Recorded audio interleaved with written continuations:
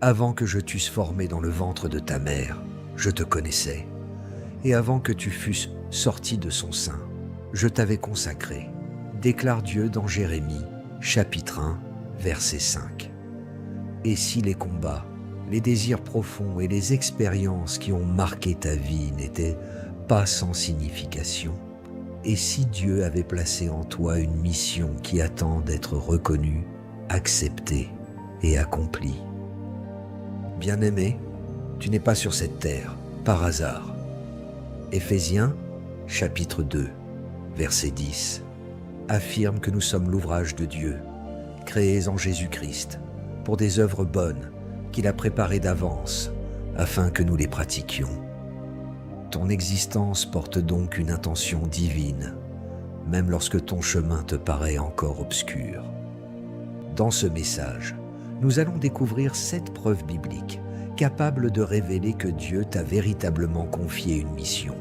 Certaines se manifestent par un fardeau que tu ne peux ignorer, d'autres par une capacité particulière, une épreuve persistante, une conviction intérieure ou une compassion que le Saint-Esprit entretient dans ton cœur. Si tu désires comprendre plus profondément l'appel de Dieu pour ta vie, aime cette vidéo et abonne-toi à la chaîne Leader Adja afin de continuer à grandir dans la sagesse biblique. Écris maintenant dans les commentaires: Seigneur, je suis prêt à accomplir ma mission. Que cette déclaration devienne l'expression sincère de ta disponibilité devant Dieu. Reste attentif jusqu'à la fin, car chaque preuve t'aidera à discerner ce que le Seigneur a déposé en toi. Et nous terminerons par une prière puissante pour demander à Dieu de confirmer ton appel, d'éclairer ton chemin et de te donner le courage d'obéir. La mission divine n'est pas une invention humaine destinée à donner de l'importance à quelques personnes exceptionnelles.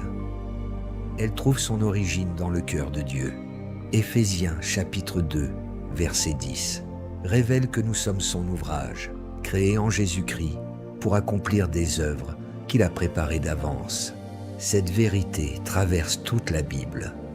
Abraham fut appelé à quitter son pays afin de devenir une source de bénédiction pour les nations, selon Genèse, chapitre 12, versets 1 à 3.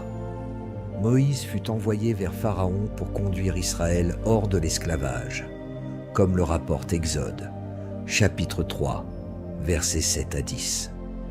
Ésaïe entendit la voix du Seigneur demander « Qui enverrai-je » Et il répondit « Me voici, envoie-moi » dans Ésaïe, chapitre 6, verset 8. Jésus-Christ lui-même a vécu avec une conscience parfaite de sa mission. Dans Jean, chapitre 4, verset 34, il déclare que sa nourriture est de faire la volonté de celui qui l'a envoyé et d'accomplir son œuvre.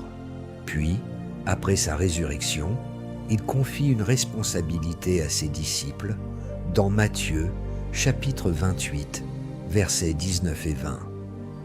Faire de toutes les nations des disciples. Pourtant, cette vérité est souvent négligée aujourd'hui parce que beaucoup confondent la mission avec la célébrité, le ministère public ou la réussite personnelle. Or, une mission peut s'accomplir dans une famille, une profession, une communauté ou un service discret. 1 Corinthiens, chapitre 12, versets 4 à 7, enseigne que les dons sont différents, mais qu'ils viennent du même esprit et sont accordés pour l'utilité commune. Dieu ne t'appelle donc pas d'abord à être admiré, mais à servir fidèlement là où sa grâce veut agir par toi. Nous entrons maintenant au cœur de cette révélation.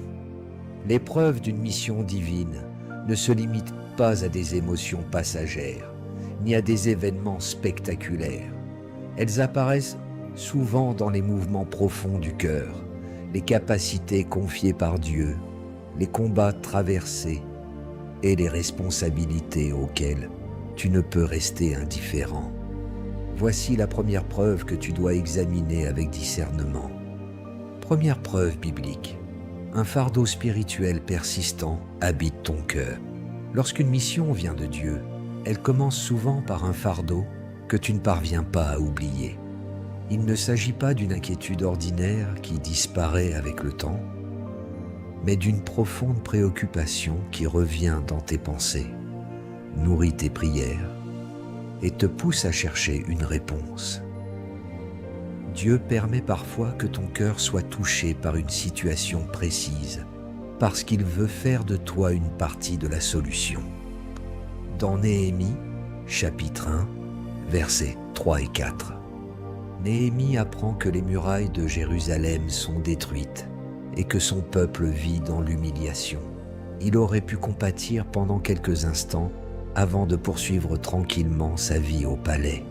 Pourtant, cette nouvelle le bouleverse profondément.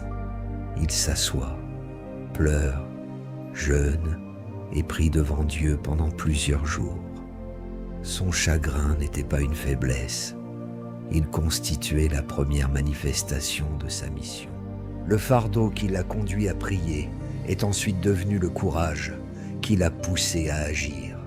Dans Néhémie, chapitre 2, versets 4 et 5, il demande au roi l'autorisation de retourner à Jérusalem afin de reconstruire la ville. Ce qui avait commencé comme une douleur intérieure est devenu une œuvre de restauration collective. Moïse a connu une expérience semblable. Dieu lui déclare dans Exode, chapitre 3, versets 7 à 10, qu'il a vu la souffrance de son peuple, entendu ses cris et connu ses douleurs. Mais Dieu ne s'arrête pas à cette révélation. Il ajoute qu'il envoie Moïse vers Pharaon. Le Seigneur partage d'abord son propre fardeau avec un homme, puis il transforme cet homme en instrument de délivrance.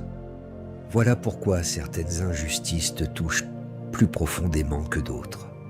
Voilà pourquoi tu ressens peut-être une compassion particulière pour les enfants abandonnés, les familles brisées, les croyants découragés, les personnes sans instruction ou ceux qui vivent loin de Dieu. Cette sensibilité peut être davantage qu'un trait de personnalité. Elle peut indiquer le territoire sur lequel Dieu désire manifester sa grâce à travers toi. Jésus lui-même, lorsqu'il regardait les foules, était ému de compassion parce qu'elles étaient languissantes et abattues, comme des brebis sans berger. Selon Matthieu, chapitre 9, versets 36 à 38. Sa compassion ne demeurait jamais stérile. Elle conduisait à l'enseignement, à la guérison, à la prière et à l'envoi d'ouvriers. Un véritable fardeau divin ne t'enferme donc pas dans une tristesse impuissante. Il te pousse progressivement vers l'intercession, la préparation et l'action. Cependant, toute émotion intense n'est pas automatiquement un appel de Dieu. Le fardeau doit s'accorder avec les Écritures, produire le fruit de l'Esprit et glorifier Jésus-Christ. Philippiens, chapitre 2, verset 13, enseigne que Dieu produit en nous le vouloir et le faire selon son dessein bienveillant. Si cette préoccupation demeure malgré le temps, grandis dans la prière et t'incite à servir plutôt qu'à rechercher l'admiration. Ne la méprise pas. Elle pourrait être la première preuve que Dieu t'a confié une mission. Mais la prochaine preuve va encore plus loin, car Dieu ne place pas seulement un fardeau dans le cœur. Il dépose aussi entre tes mains les ressources nécessaires pour commencer à y répondre. Nous entrons maintenant au cœur de cette révélation. L'épreuve d'une mission divine ne se limite pas à des émotions passagères, ni à des événements spectaculaires. Elles apparaissent souvent dans les mouvements profonds du cœur, les capacités confiées par Dieu, les combats traversés et les responsabilités auxquelles tu ne peux rester indifférent. Voici la première preuve que tu dois examiner avec discernement. Première preuve biblique. Un fardeau spirituel persistant habite ton cœur. Lorsqu'une mission vient de Dieu, elle commence souvent par un fardeau que tu ne parviens pas à oublier.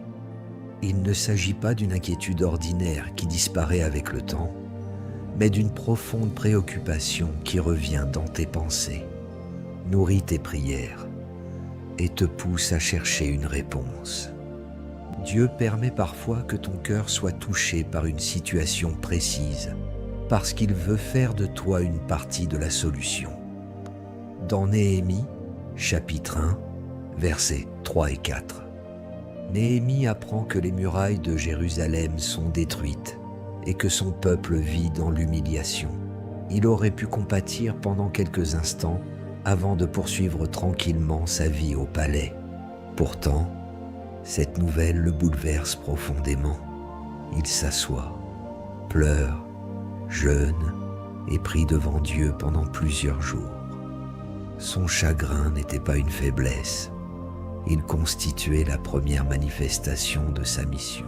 Le fardeau qui l'a conduit à prier est ensuite devenu le courage qui l'a poussé à agir. Dans Néhémie, chapitre 2, versets 4 et 5, il demande au roi l'autorisation de retourner à Jérusalem afin de reconstruire la ville. Ce qui avait commencé comme une douleur intérieure est devenu une œuvre de restauration collective. Moïse a connu une expérience semblable. Dieu lui déclare dans Exode, chapitre 3, versets 7 à 10, qu'il a vu la souffrance de son peuple, entendu ses cris et connu ses douleurs.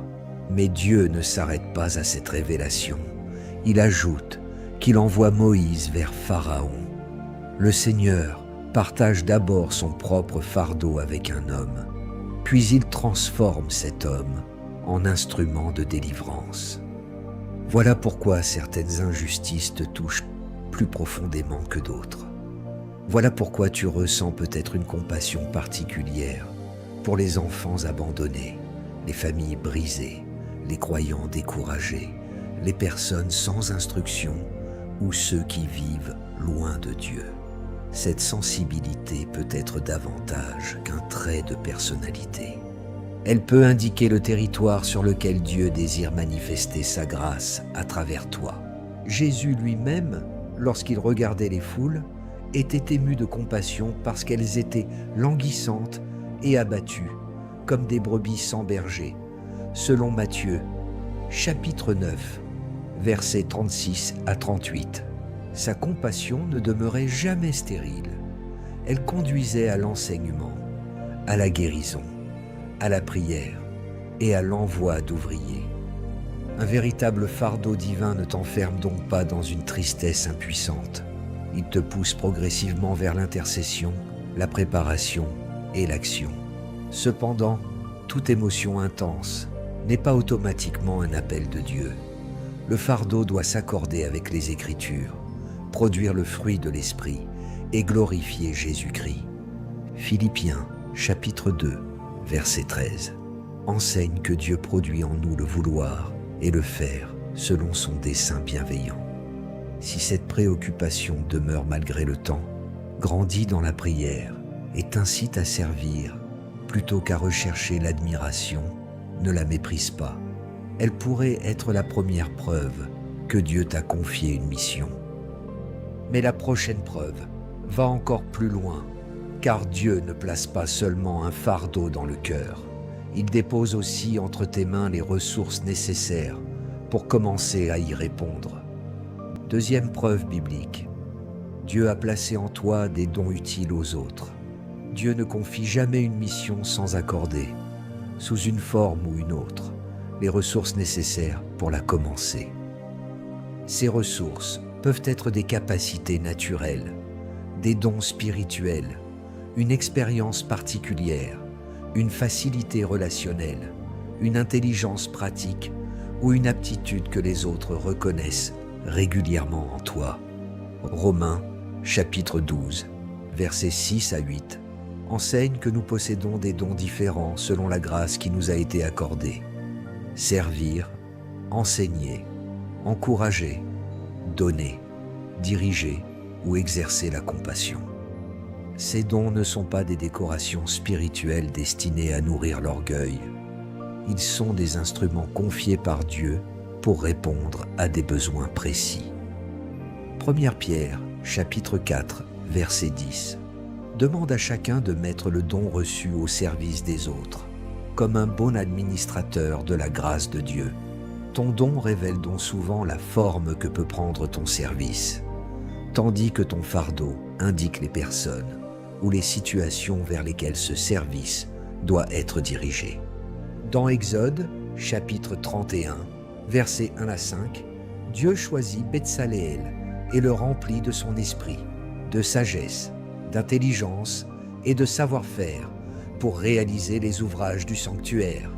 Sa mission n'était pas de prêcher devant une foule, mais de travailler les matières avec excellence, afin de contribuer à un projet consacré à Dieu. Ce passage corrige une idée dangereuse. La mission divine ne se limite pas à la chair, au chant ou aux activités visibles de l'Église. Dieu peut employer les compétences d'un enseignant, d'un entrepreneur, d'un artisan, d'un soignant, d'un parent, d'un conseiller ou d'un créateur pour manifester sa bonté. Ce qui rend une capacité spirituellement significative, ce n'est pas son apparence religieuse, mais son abandon à la volonté de Dieu. Jésus enseigne dans Matthieu, chapitre 25, versets 14 à 30, que les serviteurs reçoivent des talents qu'ils doivent faire fructifier. Celui qui enterre ce qui lui a été confié ne perd pas seulement une occasion personnelle, il refuse de devenir un canal de bénédiction. Imagine une lampe soigneusement fabriquée, mais gardée dans une boîte, par peur d'être jugée insuffisante.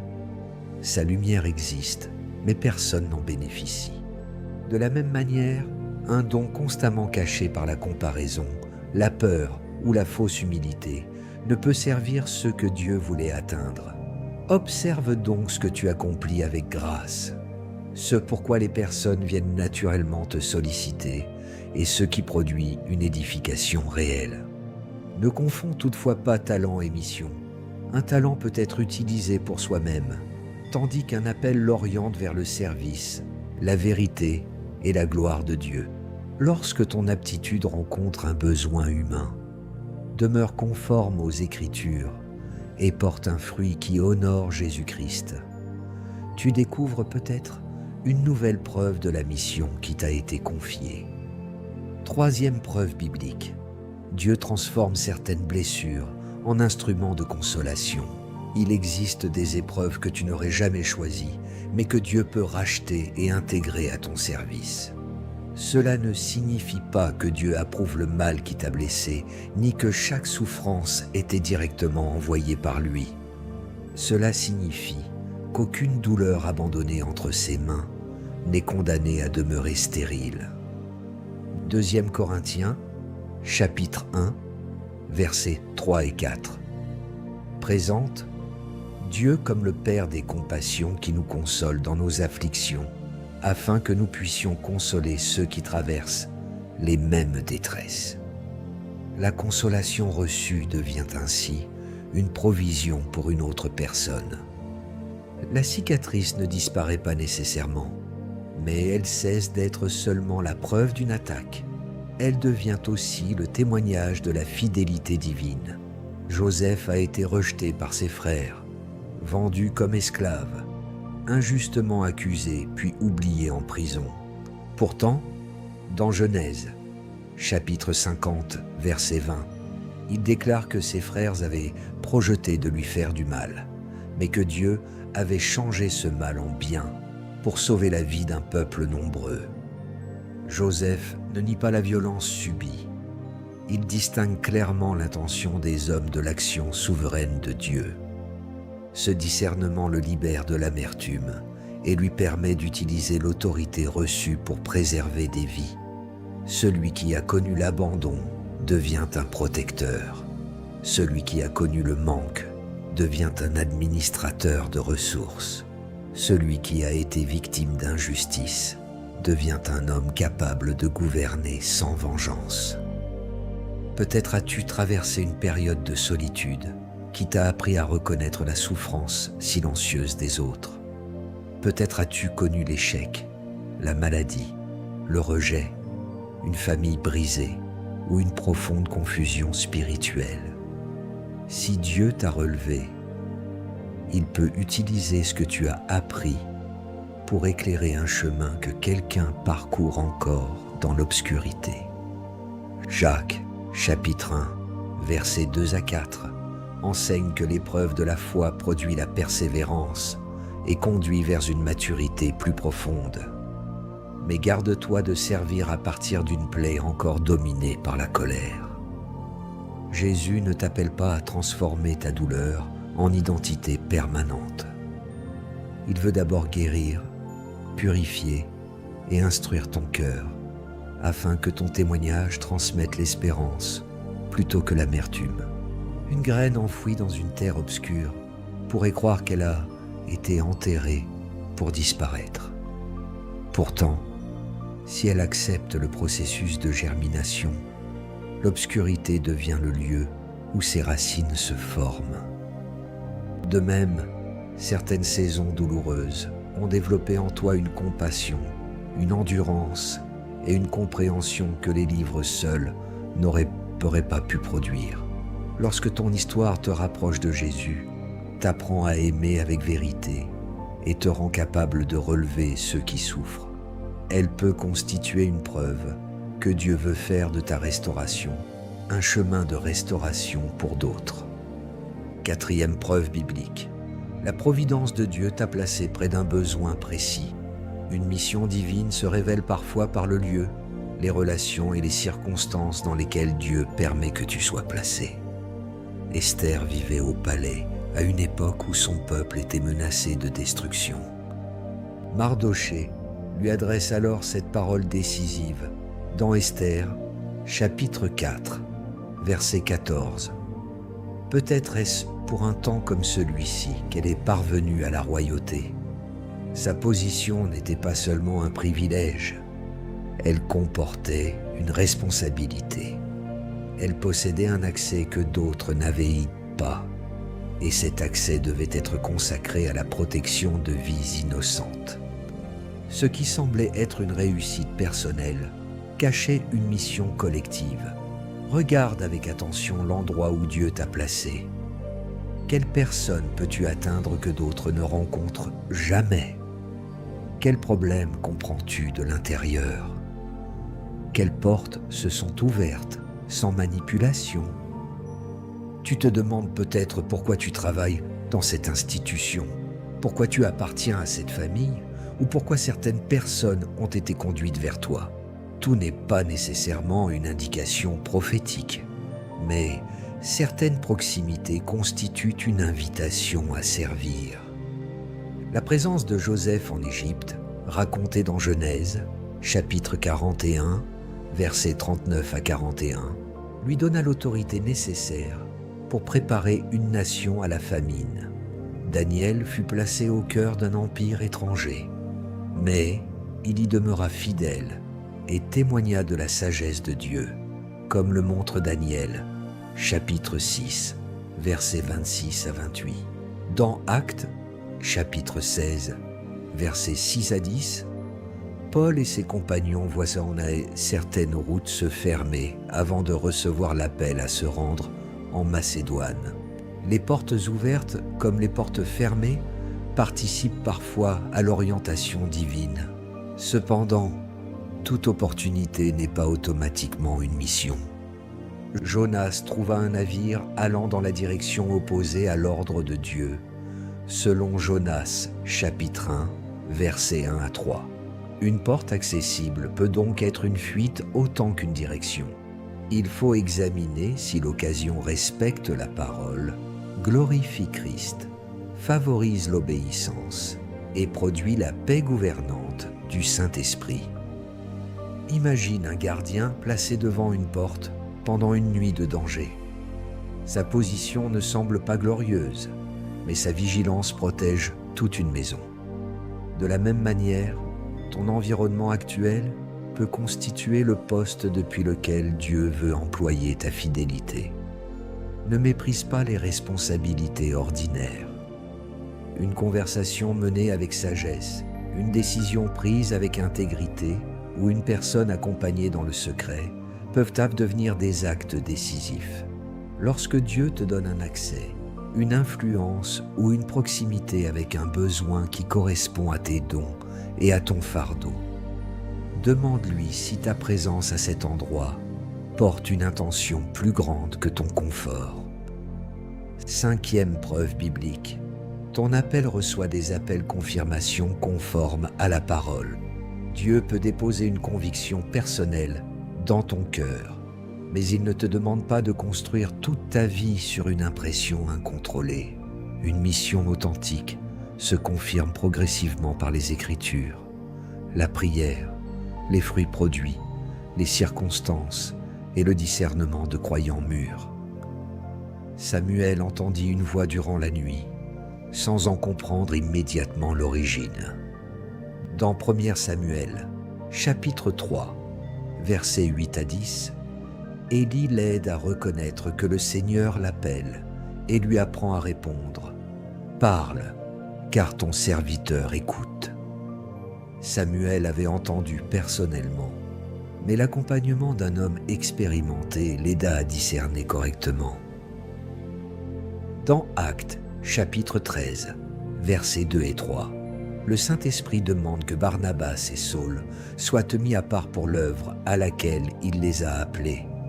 L'appel existait déjà, mais il fut confirmé au sein d'une communauté qui priait et jeûnait. Cette vérité protège contre deux extrêmes. Le premier consiste à dépendre entièrement de l'approbation humaine et à refuser d'obéir tant que tout le monde n'applaudit pas. Le second consiste à rejeter tout conseil sous prétexte que Dieu aurait parlé. Proverbe, chapitre 11, verset 14, affirme que le salut se trouve dans le grand nombre des conseillers. Un conseil sage ne remplace pas la voix de Dieu, mais il peut révéler un angle mort, éprouver une motivation ou confirmer un fruit déjà visible. 1 Thessaloniciens, chapitre 5, versets 19 à 21, demande de ne pas éteindre l'esprit, tout en examinant toutes choses et en retenant ce qui est bon. Le discernement biblique n'est donc ni crédulité ni cynisme. Il accueille ce que Dieu peut dire, puis l'éprouve à la lumière de sa parole. Dieu ne t'appellera jamais à accomplir une mission qui exige de renier le caractère de Jésus, de mépriser la vérité, de manipuler les autres ou de nourrir ton orgueil. Jacques, chapitre 3, verset 17, enseigne que la sagesse d'en haut est pure, pacifique, modérée, conciliante, pleine de miséricorde et de bons fruits. Une confirmation ressemble aux différentes pierres qui dessinent progressivement un chemin. Une seule pierre peut sembler isolée, mais plusieurs pierres alignées permettent d'avancer avec assurance. Si une conviction demeure pendant la prière, s'accorde avec les Écritures, reçoit une confirmation saine et produit déjà un fruit de service, prends-la au sérieux. Écris dans les commentaires « Seigneur, rends-moi disponible pour ta volonté ».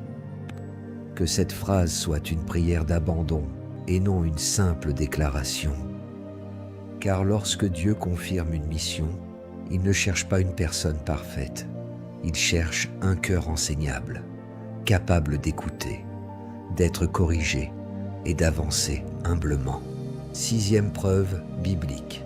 La mission dépasse tes forces et t'oblige à dépendre de Dieu. Une mission divine contient souvent une dimension qui dépasse les ressources humaines de celui qui la reçoit. Moïse répondit à l'appel en évoquant ses insuffisances. Dans Exode, chapitre 4, versets 10 à 12, il affirme qu'il n'a pas la parole facile, mais Dieu lui rappelle qu'il est le créateur de la bouche humaine et qu'il sera avec lui. Gédéon se considérait comme le plus petit de sa famille, appartenant au clan le plus faible de Manassé. Pourtant, dans Juges, chapitre 6, versets 14 à 16, Dieu l'envoie délivrer Israël et lui promet sa présence. Le Seigneur ne nie pas toujours ta faiblesse, il révèle que sa présence est plus déterminante que ta faiblesse. Cela ne signifie pas qu'il faille refuser la préparation ou appeler irresponsabilité ce qui serait de la foi. David avait appris à protéger les brebis avant d'affronter Goliath. Dans 1 Samuel, chapitre 17, versets 34 à 37, il se souvient des délivrances reçues face au lion et à l'ours. Sa confiance n'était pas une présomption improvisée. Elle reposait sur une histoire secrète d'obéissance et de fidélité. Dieu utilise la préparation, mais il permet aussi que le défi final soit assez grand pour que la victoire ne puisse être attribuée uniquement au talent humain. Paul rapporte dans 2 Corinthiens, chapitre 12, verset 9, que la grâce de Dieu lui suffit et que sa puissance s'accomplit dans la faiblesse. La faiblesse reconnue devient alors un lieu de dépendance. Elle t'apprend à prier, à demander de l'aide, à rester humble et à ne pas confondre le résultat avec ta propre grandeur.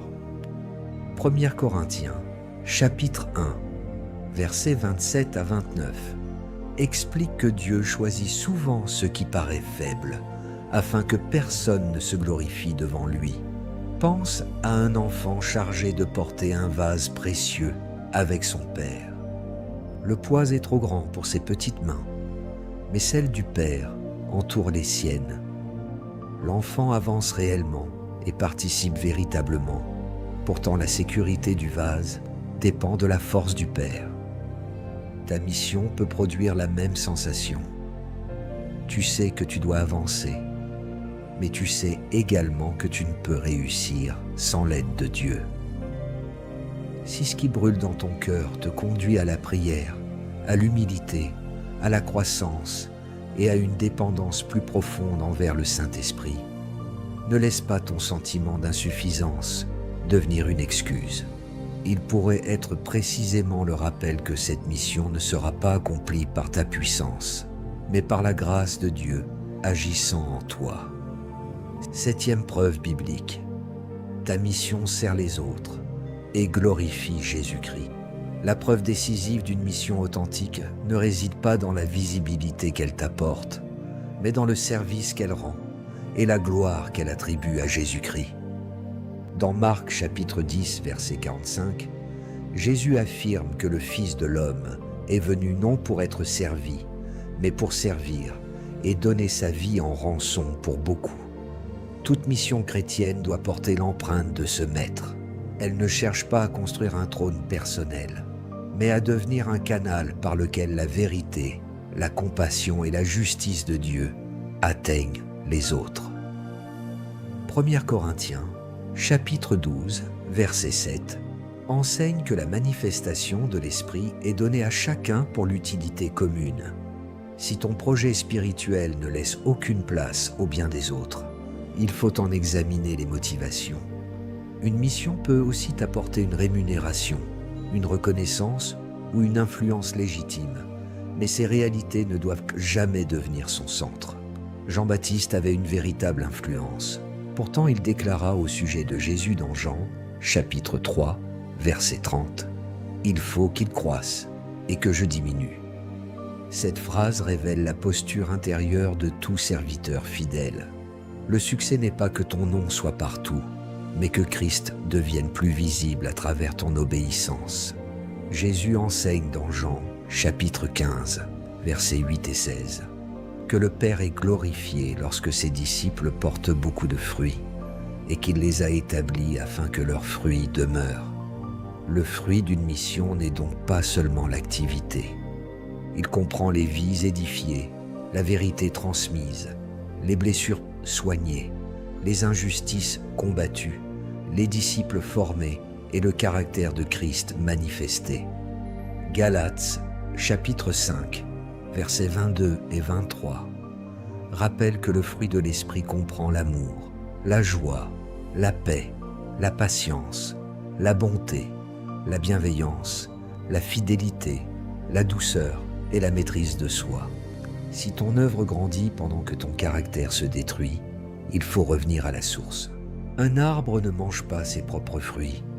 Il reçoit la lumière, l'eau et les nutriments. Puis il produit quelque chose qui nourrit d'autres vies. De la même manière, Dieu te donne sa grâce pour qu'elle circule à travers toi. Ta mission n'est pas une couronne destinée à satisfaire ton ego. Elle est une responsabilité destinée à bénir ton prochain.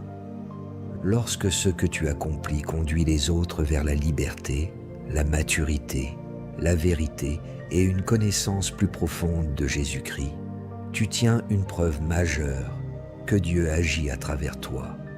Mais ces preuves ne sont que le commencement.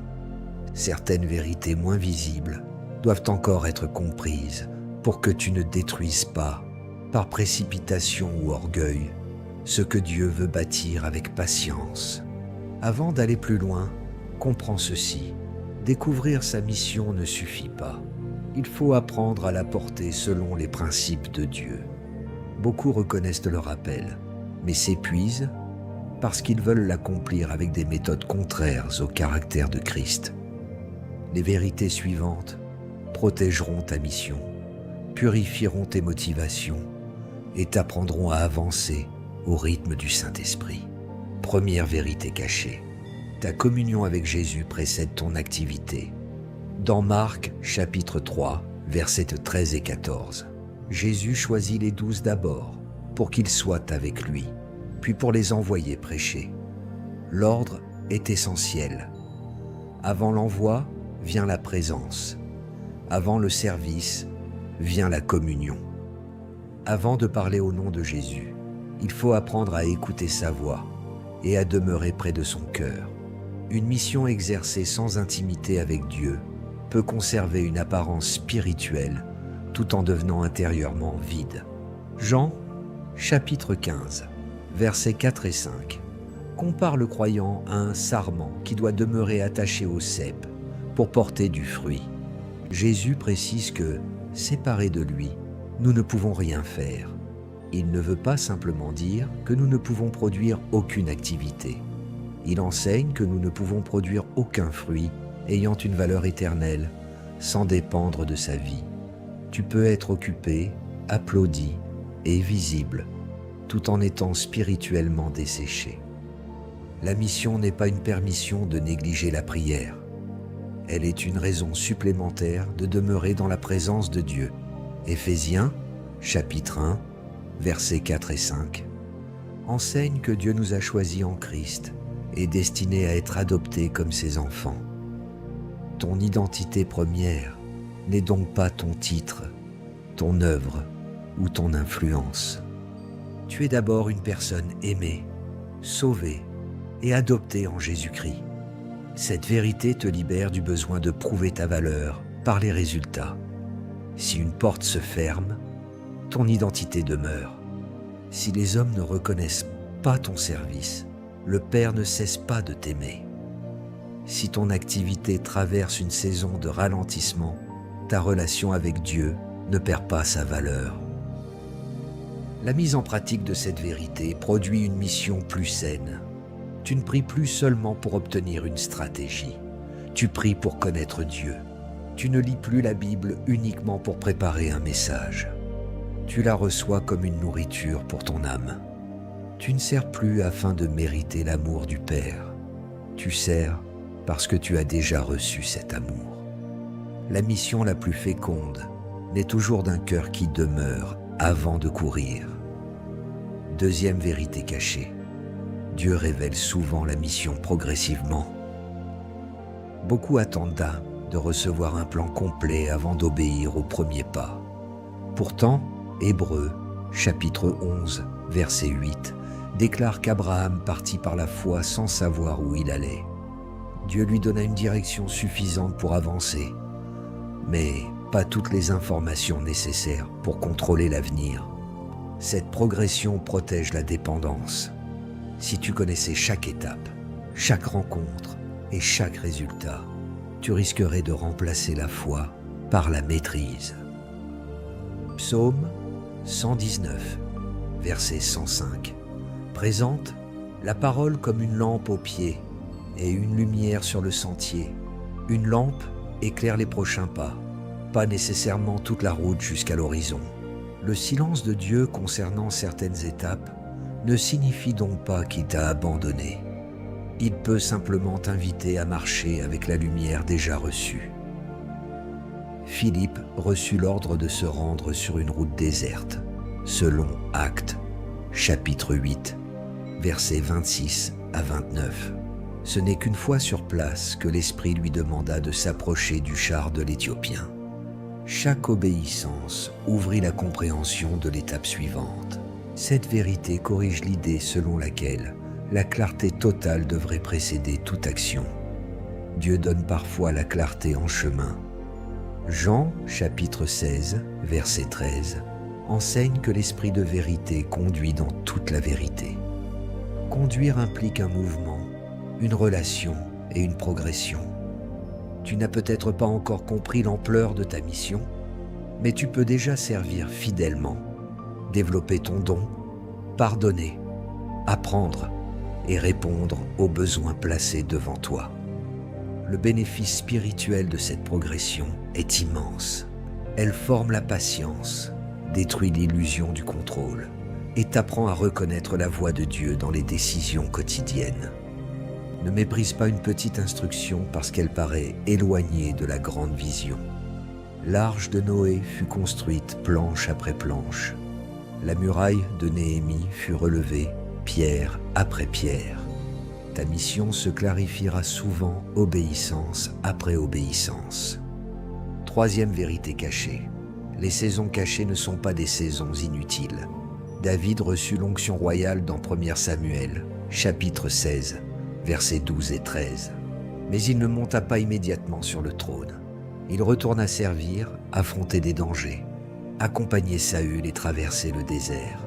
Entre la promesse et son accomplissement, Dieu formait en lui le berger, le guerrier, le serviteur et le futur roi. Lui, il avait révélé son appel, mais le temps devait encore construire son caractère. Même Jésus vécut une longue période de croissance avant le début public de son ministère. Luc, chapitre 2, verset 52, affirme qu'il croissait en sagesse, en stature et en grâce devant Dieu et devant les hommes. Puis Luc, chapitre 3, verset 29-3, indique qu'il avait environ 30 ans lorsqu'il commença son ministère. Les années silencieuses n'étaient pas restées vides. Elles faisaient partie de la préparation parfaite du Fils envoyé par le Père. Tu peux croire que personne ne te voit, que tes efforts ne produisent rien ou que ta vie est en retard. Pourtant, Dieu travaille souvent dans les racines avant de montrer les branches. Un arbre qui doit résister à de fortes tempêtes a besoin de racines profondes. Si sa croissance visible dépasse son enracinement, sa hauteur devient un danger. De même, une plateforme accordée avant la maturité peut exposer une personne à des pressions qu'elle n'est pas prête à porter. Colossiens, chapitre 3, versets 23 et 24, demande d'accomplir tout travail de bon cœur, comme pour le Seigneur, en sachant que la récompense vient de lui. La fidélité dans le secret prépare à la responsabilité publique. Utilise donc les saisons cachées pour étudier, prier, apprendre, servir sans titre et accepter la correction. Le bénéfice de cette vérité est une stabilité profonde. Tu ne dépends plus de la visibilité pour rester fidèle. Lorsque le moment de Dieu viendra, tu ne découvriras pas seulement une porte ouverte. Tu posséderas aussi les racines nécessaires pour y demeurer. Quatrième vérité cachée. Ton caractère doit devenir assez solide pour porter ton don. Un don peut ouvrir une porte, mais seul un caractère formé permet de servir durablement derrière cette porte. Joseph possédait un don remarquable pour interpréter les rêves, mais Dieu forma aussi son intégrité. Lorsque la femme de Potiphar chercha à le séduire, il répondit dans Genèse, chapitre 39, verset 9, qu'il ne pouvait commettre un aussi grand mal et pécher contre Dieu. Joseph protégea son âme alors même que personne ne semblait pouvoir le défendre. Cette fidélité secrète le préparait à recevoir une autorité publique. Luc, chapitre 16, verset 10, enseigne que celui qui est fidèle dans les petites choses l'est aussi dans les grandes. Beaucoup demandent à Dieu une influence plus vaste, mais négligeant la ponctualité, la vérité, la maîtrise de soi, la parole donnée ou la manière de traiter les personnes qui ne peuvent rien leur offrir. Pourtant, la mission ne se mesure pas seulement à ce que tu accomplis, elle se révèle aussi dans la personne que tu deviens en l'accomplissant. Le don sans caractère ressemble à un fleuve puissant sans berge. L'eau possède une grande force, mais elle finit par inonder et détruire ce qu'elle devait nourrir. Le caractère agit comme des berges, il donne une direction à la puissance. Galates, chapitre 5, versets 22 et 23, présente le fruit de l'esprit comme le signe d'une vie transformée. L'amour protège ton influence de la dureté. La patience t'empêche de forcer les saisons. La fidélité te garde lorsque l'enthousiasme disparaît. La maîtrise de soi protège ce que Dieu t'a confié. Mettre cette vérité en pratique signifie accepter que Dieu travaille autant sur tes motivations que sur tes capacités. Cela signifie demander pardon lorsque tu as tort, tenir tes engagements, apprendre à recevoir la correction et renoncer aux compromis cachés. Une mission ne doit jamais devenir un refuge, permettant d'éviter la transformation personnelle. Dieu ne veut pas seulement agir par toi, il veut aussi former Christ en toi. 5e vérité cachée. Ta mission s'accomplit au sein du corps de Christ.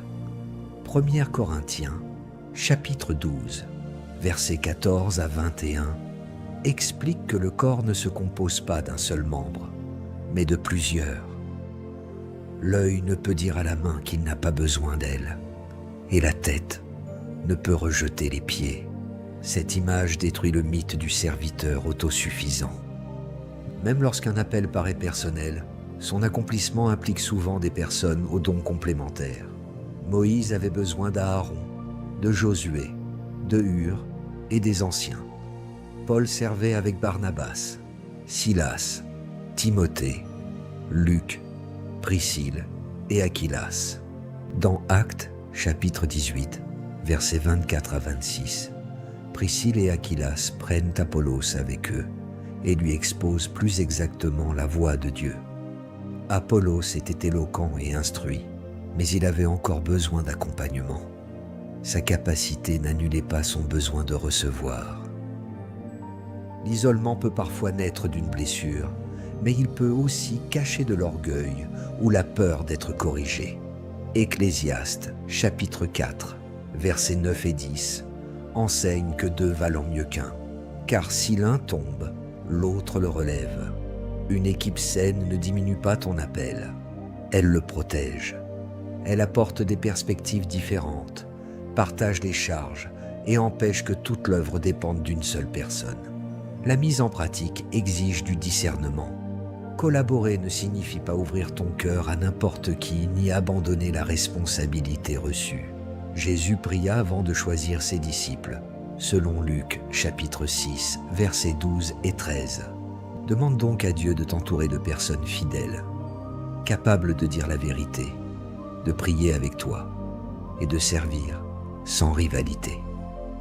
Si ce message peut aider quelqu'un qui cherche sa direction, partage maintenant cette vidéo avec cette personne.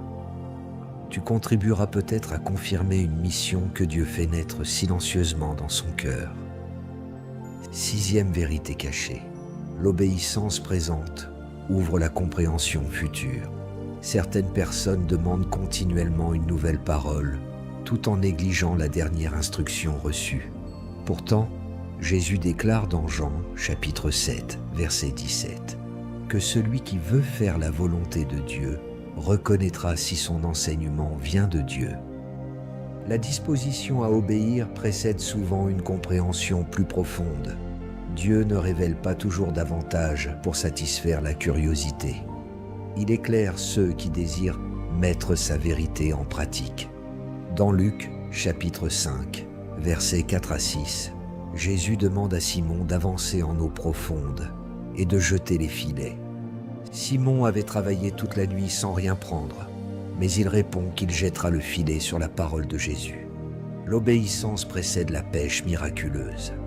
Ce n'est qu'après avoir agi que Simon découvre une dimension nouvelle de l'autorité de Christ et de son propre appel.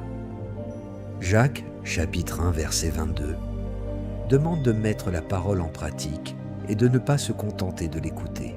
Tu peux accumuler des enseignements sur la destinée tout en repoussant un acte simple de fidélité. Pardonner, servir, commencer une formation, abandonner un compromis, organiser ton temps ou répondre à une responsabilité.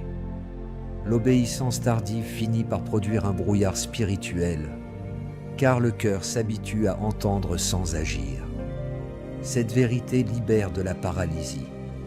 Tu n'as pas besoin de comprendre toute ta mission pour honorer Dieu aujourd'hui. Le berger David pouvait protéger ses brebis. Ruth pouvait glaner fidèlement. André pouvait conduire son frère vers Jésus, comme le rapporte Jean, chapitre 1, versets 40 à 42. Le prochain pas n'est peut-être pas spectaculaire, mais il peut être stratégique.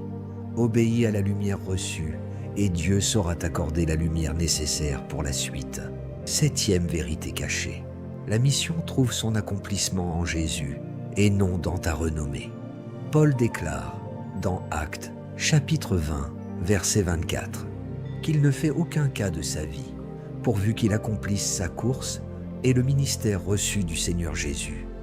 Annoncer la bonne nouvelle de la grâce de Dieu. Sa priorité n'était pas de protéger une image personnelle, mais d'achever fidèlement ce que Christ lui avait confié. Dans Philippiens chapitre 1, versets 20 et 21, il affirme que Christ sera glorifié dans son corps et que vivre, pour lui, c'est Christ. Cette vérité corrige une conception centrée sur la célébrité. La mission ne consiste pas à devenir indispensable. Jésus demeure le Sauveur, tu es son serviteur. 1 Corinthiens, chapitre 3, versets 6 et 7, rapporte que Paul a planté, qu'Apollos a arrosé, mais que Dieu a fait croître. Celui qui plante et celui qui arrose ont une responsabilité réelle. Pourtant, la vie vient de Dieu. Cette compréhension te libère du besoin de contrôler les résultats. Lorsque ta mission est centrée sur Christ, tu peux célébrer la réussite d'un autre sans te sentir diminué. Tu peux transmettre ce que tu as appris, préparer une relève et reconnaître que Dieu poursuit son œuvre au-delà de toi. Tu peux aussi traverser une saison où les résultats sont modestes, sans conclure que ton obéissance est inutile. 1 Corinthiens, chapitre 4, verset 2, enseigne que ce que l'on demande aux administrateurs, c'est d'être trouvé fidèle. Ta mission n'est donc pas le moyen par lequel tu deviens le centre du récit. Elle est le lieu où ta vie indique Jésus. Comme Jean-Baptiste, tu prépares un chemin. Comme André, tu conduis quelqu'un vers le Messie. Comme Barnabas, tu encourages une personne appelée à grandir. Le bénéfice de cette vérité est une liberté profonde. Tu n'as plus besoin de posséder l'œuvre, car tu sais à qui elle appartient. Tu peux servir avec intensité sans idolâtrer les résultats. Travailler avec excellence, sans réclamer toute la gloire, et achever ta course avec paix. Une révélation qui ne devient pas une pratique finit par rester une idée inspirante, sans puissance transformatrice. Il est maintenant temps d'examiner comment ces preuves bibliques doivent changer ta manière de croire, de prier, de discerner, de construire tes relations et de marcher avec Dieu. La mission devient claire lorsque la vérité descend de l'intelligence vers les décisions quotidiennes. Premier acte de transformation, remettre ta foi au centre de la volonté de Dieu. La foi ne consiste pas seulement à demander à Dieu de bénir tes projets. Elle consiste aussi à lui permettre de redéfinir tes priorités. Romains, chapitre 12, versets 1 et 2, demande d'offrir sa vie comme un sacrifice vivant et de rechercher la volonté bonne, agréable et parfaite de Dieu. Commence donc chaque journée en reconnaissant que ton temps, tes capacités et tes occasions lui appartiennent. Demande-toi non seulement ce que tu veux accomplir, mais ce que l'amour de Christ te demande aujourd'hui. Cette révélation transforme ta foi parce qu'elle ne dépend plus uniquement de circonstances favorables. Hébreux, chapitre 11, verset 6, enseigne que celui qui s'approche de Dieu doit croire qu'il existe et qu'il récompense ceux qui le cherchent. Lorsque tu sais que Dieu t'a confié une responsabilité, un retard ne devient plus automatiquement un abandon et une difficulté ne devient plus nécessairement un signe d'échec. Ta foi s'enracine dans le caractère de celui qui t'appelle. Deuxième acte de transformation. Faire de la prière un lieu d'écoute et d'alignement. La prière ne doit pas être seulement une liste de demandes. Dans 1 Samuel, chapitre 3, verset 10, Samuel répond « Parle, car ton serviteur écoute ». Consacre régulièrement un temps au silence, à la lecture des Écritures et à l'écoute attentive. Présente à Dieu ton fardeau, tes capacités, tes portes ouvertes et tes craintes. Demande-lui de purifier ce qui vient de l'orgueil et de confirmer ce qui vient de son esprit. Colossiens, chapitre 1, versets 9 et 10, rapporte une prière demandant d'être rempli de la connaissance de la volonté de Dieu afin de marcher d'une manière digne du Seigneur et de porter du fruit. Prie donc pour recevoir la sagesse, pas seulement la rapidité. Prie pour devenir fidèle, pas seulement visible. Prie pour les personnes que ta mission doit servir. Une prière alignée ne cherche pas à obliger Dieu à soutenir ton ambition. Elle permet au Saint-Esprit d'ordonner ton cœur autour du dessein de Christ. Troisième acte de transformation. Exercer un discernement biblique. Ne prends pas chaque désir, rêve ou circonstance comme une instruction divine. Première. Jean, chapitre 4, verset 1. Demande d'éprouver les esprits pour savoir s'ils sont de Dieu. Examine toute direction à la lumière du caractère de Jésus, de l'ensemble des Écritures et des fruits qu'elle produit. Une voix qui nourrit la peur obsessionnelle, la supériorité, la manipulation ou la désobéissance morale ne vient pas du Saint-Esprit. Psaume 139, versets 23 et 24. Demande à Dieu de sonder le cœur, de connaître les pensées et de conduire sur la voie de l'éternité. Pratique ce discernement avec humilité. Écris les convictions qui reviennent pendant la prière. Observe les dons et les fruits que des croyants mûrs reconnaissent en toi. Étudie la Bible dans son contexte. Accepte qu'une direction puisse être corrigée. Le discernement n'est pas la peur de se tromper. Il est la volonté de rester enseignable pendant que Dieu éclaire le chemin. Quatrième acte de transformation. Construire des relations qui protègent ta mission. Proverbes, chapitre 13, verset 20, enseigne que celui qui fréquente les sages devient sage. Tes relations influencent ta vision, ton caractère et ta capacité à persévérer. Recherche des personnes qui aiment la vérité plus que ton approbation, qui prient avec toi, respectent tes limites et se réjouissent sincèrement de ton progrès. Ne choisis pas seulement des admirateurs, cherche aussi des conseillers capables de corriger avec amour. Apprends également à honorer les missions différentes de la tienne. Jean, chapitre 21, versets 21 et 22, rapporte que Pierre interroge Jésus au sujet de Jean, mais Jésus le ramène à sa propre responsabilité. Toi, suis-moi. La comparaison détourne l'énergie nécessaire à ton obéissance. Tu n'as pas besoin de copier une autre personne pour être utile à Dieu. Construis des collaborations, bénis les dons des autres et protège ton cœur contre la rivalité. Une relation saine ne t'éloigne pas de Christ, elle t'encourage à lui ressembler. Cinquième acte de transformation, transformer la révélation en fidélité quotidienne. Choisis un premier acte concret.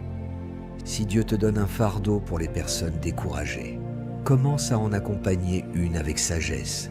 Si tu portes un don d'enseignement, approfondis sérieusement les Écritures et partage fidèlement ce que tu comprends. Si tu te sens appelé à entreprendre, apprends à administrer, à servir et à agir avec intégrité. Zacharie, chapitre 4, verset 10. Avertis de ne pas mépriser le jour des faibles commencements. Établis un rythme réaliste de prière, d'études, de formation et de service. Évalue régulièrement les fruits produits. Demande-toi si ta marche devient plus sainte, si les autres sont réellement édifiés et si Jésus demeure au centre. N'attends pas une plateforme immense pour commencer à être fidèle. Celui qui sert bien une personne se prépare à en servir davantage. Celui qui gère correctement une petite responsabilité apprend à porter une charge plus grande. Écris maintenant dans les commentaires « J'accomplirai fidèlement ce que Dieu m'a confié ». Que cette phrase devienne un engagement concret. Ta foi devient une marche, ta prière devient un alignement, ton discernement devient une protection, tes relations deviennent un soutien et ton obéissance devient le terrain sur lequel la mission commence à porter du fruit. Permets-moi maintenant de déposer cette vérité dans ton cœur à travers une histoire, car il arrive qu'une parabole révèle ce que de longues explications ne peuvent atteindre. Dans un village entouré de montagnes, un vieux gardien entretenait chaque nuit une lampe au sommet d'une tour. Cette lampe guidait les voyageurs qui traversaient une vallée dangereuse. Lorsqu'il devint trop âgé pour monter les marches, il appela un jeune homme nommé Eliam et lui confia une petite flamme protégée dans une lanterne. Il lui dit « Ne cherche pas d'abord à produire une grande lumière. Protège fidèlement celle que tu as reçue et porte-la jusqu'en haut. » Eliam regarda la petite flamme et fut déçu. Il avait imaginé recevoir une torche éclatante qui attirerait immédiatement l'attention de tout le village. La lanterne semblait ordinaire et personne n'était présent pour admirer son ascension. Il commença néanmoins à gravir l'escalier. Après quelques marches, un vent violent entra par une ouverture. Eliam voulut courir, mais le vieux gardien lui avait appris qu'une flamme fragile devait être protégée par une marche régulière. Il plaça donc ses mains autour de la lanterne et avança lentement. Plus haut, il rencontra une femme dont la lampe s'était éteinte. Elle lui demanda un peu de sa lumière. Eliam hésita, craignant que sa propre flamme diminue. Pourtant, lorsqu'il approcha sa lanterne de la sienne, la seconde lampe s'alluma, sans que la première perde son éclat. La femme continua son chemin et éclaira à son tour un escalier latéral. Eliam comprit alors qu'une lumière partagée ne devient pas plus petite. Il poursuivit son ascension jusqu'à une salle remplie de miroirs, couverts de poussière. Il pensa que ces objets ne servaient à rien, mais il entendit la voix du gardien depuis le bas. « Nettoie ce qui doit refléter la lumière. » Eliam posa sa lanterne, prit un tissu et essuya patiemment chaque miroir. À mesure que la poussière disparaissait, la petite flamme se multipliait dans toute la pièce. Ce qui paraissait insuffisant devenait puissant, parce que les surfaces avaient été préparées à la refléter. Arrivé près du sommet, Eliam découvrit une lourde porte fermée. Il pria pour qu'elle s'ouvre miraculeusement, mais rien ne se produisit. En regardant attentivement, il remarqua une petite clé attachée sous la lanterne depuis le commencement. Tout ce qui lui était nécessaire avait été placé entre ses mains, mais il ne l'avait pas encore examinée. Il ouvrit la porte et atteignit enfin le sommet de la tour. Au même instant, un épais brouillard descendit sur la vallée. Eliam plaça sa petite lanterne au centre du grand réflecteur. La lumière traversa les lentilles et projeta un faisceau puissant au-delà des montagnes. Dans la vallée, une famille perdue aperçut le signal et retrouva le chemin du village. Eliam ne vit pas les voyageurs sauvés cette nuit-là. Il pensa même que son service n'avait peut-être servi à personne. Mais le lendemain, La famille vint remercier le gardien. Le vieux gardien conduisit les voyageurs vers Éliam et leur dit : « Ce n'est pas la grandeur de la flamme qui vous a sauvés, mais sa fidélité à atteindre l'endroit pour lequel elle avait été confiée. » Éliam comprit alors que sa mission n'était pas de devenir la lumière. Elle consistait à porter fidèlement la lumière reçue jusqu'au lieu où elle devait briller. Jésus déclare dans Jean, chapitre 8, verset 12, qu'il est la lumière du monde et que celui qui le suit ne marchera pas dans les ténèbres. Tu n'es pas appelé à remplacer cette lumière. Tu es appelé à la porter. Le vent représente les oppositions. Les marches représentent la préparation. Les miroirs représentent les cœurs purifiés. Et la clé représente les ressources que Dieu a déjà placées en toi. Même si ta flamme te semble petite, apporte-la à Jésus. Protège-la par la communion. Partage-la avec amour. Et porte-la jusqu'au lieu de ton obéissance. Des personnes que tu ne vois pas encore pourraient retrouver leur chemin parce que tu as accepté de suivre fidèlement Christ. Tu as maintenant découvert que la mission confiée par Dieu peut se manifester par un fardeau persistant, des dons utiles, une histoire rachetée, une position providentielle, des confirmations bibliques, une dépendance profonde envers Dieu et un fruit qui sert les autres, tout en glorifiant Jésus-Christ. Mais souviens-toi, ces preuves ne sont pas destinées à flatter ton importance. Elles t'invitent à la responsabilité. Dieu ne t'appelle pas à devenir une copie de quelqu'un d'autre. Il te demande de lui remettre ce que tu as reçu, de laisser ton caractère être transformé et d'obéir à la lumière déjà accordée. Ne laisse pas la peur enterrer ton don. Ne laisse pas la comparaison détourner ton regard. Ne laisse pas l'impatience te pousser à ouvrir une porte que Dieu n'a pas préparée. Commence là où tu es. Prie, étudie, sers, apprends et demeure attaché à Jésus-Christ. Philippiens, chapitre 1, verset 6, affirme que celui qui a commencé en toi cette bonne œuvre la rendra parfaite pour le jour de Jésus-Christ. Entrons maintenant dans la prière. Père céleste, je viens devant toi au nom de Jésus-Christ avec reconnaissance et humilité. Merci pour la vie de la personne qui écoute cette prière. Merci parce que son existence n'est pas un accident et parce qu'en Jésus-Christ, tu prépares des œuvres bonnes afin qu'elles les accomplissent. Je te demande maintenant de faire briller ta lumière dans son cœur. Là où règne la confusion, apporte la clarté. Là où la peur a paralysé l'obéissance, accorde le courage. Là où les blessures ont déformé son identité, révèle la puissance de ton amour et conduis-la dans une guérison profonde. Seigneur, sonde son cœur selon Psaume 139, versets 23 et 24. Révèle les motivations qui ne viennent pas de toi. Purifie le désir d'être reconnu, l'impatience, la comparaison et la recherche de la gloire personnelle. Donne-lui un cœur qui veut servir comme Jésus a servi. Qu'elle ne cherche pas seulement une grande mission, mais une grande fidélité. Apprends-lui à honorer les petites responsabilités, les commencements silencieux et les personnes que le monde ne remarque pas. Saint-Esprit, réveille les dons que tu as déposés en elle. Selon 2 Timothée, chapitre 1, versets 6 et 7, ranime le don de Dieu et remplace l'esprit de timidité par la force, l'amour et la sagesse. Accorde-lui la discipline nécessaire pour développer ses capacités.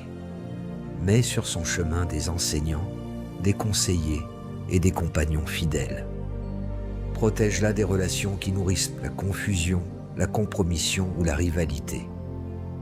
Donne-lui l'humilité de recevoir une correction et la sagesse de reconnaître les voies qui conduisent vers la vérité. Père, confirme ce qui vient de toi. Si un fardeau a été placé dans son cœur, montre-lui comment le transformer en intercession puis en action. Si une porte doit s'ouvrir, ouvre-la au moment juste. Si une direction doit être abandonnée, ferme-la avec miséricorde et donne-lui la paix d'accepter ta volonté. Selon Apocalypse, chapitre 3, versets 7 et 8, tu es celui qui ouvre et personne ne ferme, celui qui ferme et personne n'ouvre. Délivre-la de la précipitation et de l'obstination. Qu'elle ne poursuive pas ce que tu n'as pas ordonné, mais qu'elle ne fuit pas ce que tu lui demandes d'accomplir. Seigneur Jésus, accompagne-la dans les saisons cachées. Lorsqu'elle se sent oubliée, rappelle-lui que tu formes ses racines. Lorsqu'elle ne voit aucun résultat, apprends-lui à demeurer fidèle. Lorsqu'une épreuve surgit, garde son cœur de l'amertume. Transforme ses blessures en compassion, ses leçons en sagesse et ses cicatrices en témoignage de ta grâce. Fais concourir même ce que l'un ennemi voulait utiliser pour la détruire à l'accomplissement de tes desseins, sans lui permettre de rester prisonnière du passé. Accorde-lui le discernement. Que ta parole soit une lampe à ses pieds et une lumière sur son sentier, conformément au psaume 119, verset 105. Apprends-lui à éprouver toute pensée, toute parole et toute occasion. Qu'elle reconnaisse la voix du bon berger et refuse celle de l'étranger, comme Jésus l'enseigne dans Jean, chapitre 10, versets 4 et 5. Donne-lui une conscience sensible, une intelligence renouvelée et un esprit ferme. Père, mets en elle le vouloir et le faire selon ton dessein bienveillant, comme l'enseigne Philippiens, chapitre 2, verset 13. Là où elle se sent trop faible, manifeste ta force. Là où elle manque de ressources, montre-lui le premier pas possible. Là où elle se croit trop petite, rappelle-lui que ta grâce suffit, qu'elle ne méprise plus ce que tu as placé entre ses mains, qu'elle ne cache plus sa lumière sous la peur, qu'elle se lève avec humilité, qu'elle serve avec amour et qu'elle persévère avec foi. Je prie afin que sa mission protège sa communion avec toi, au lieu de la remplacer, qu'elle demeure attachée à Christ comme le sarment demeure attaché au cèpe, que son caractère grandisse avec son influence, que sa vie produise le fruit du Saint-Esprit, qu'elle aime quand le service devient difficile, qu'elle reste fidèle lorsque personne ne regarde et qu'elle te rende toute la gloire lorsque les fruits deviennent visibles. Enfin, Seigneur, fais de sa vie un témoignage vivant de l'Évangile, que les personnes rencontrées découvrent ta bonté, ta justice et ta vérité, que les découragés retrouvent l'espérance, que les blessés reçoivent une consolation et que ceux qui sont loin de toi soient conduits vers Jésus-Christ. Donne-lui la grâce d'accomplir sa course et de rester fidèle jusqu'au bout. Nous déclarons que la peur ne dominera plus son obéissance, que la confusion ne gouvernera plus ses décisions et que la comparaison ne volera plus son identité. Sa vie appartient à Jésus, ses dons appartiennent à Jésus et sa mission servira la gloire de Jésus. Au nom puissant de Jésus-Christ, Amen. Si cette parole a éclairé ton cœur, partage cette vidéo avec une personne qui cherche sa mission. Écris dans les commentaires « Seigneur, me voici, envoie-moi ». Abonne-toi à la chaîne Leader Adja et active les notifications afin de continuer à grandir dans la sagesse biblique. Surtout, ne laisse pas ce message devenir une émotion passagère. Retourne dans les Écritures, demeure dans la prière et commence dès aujourd'hui à accomplir fidèlement ce que Dieu a placé devant toi.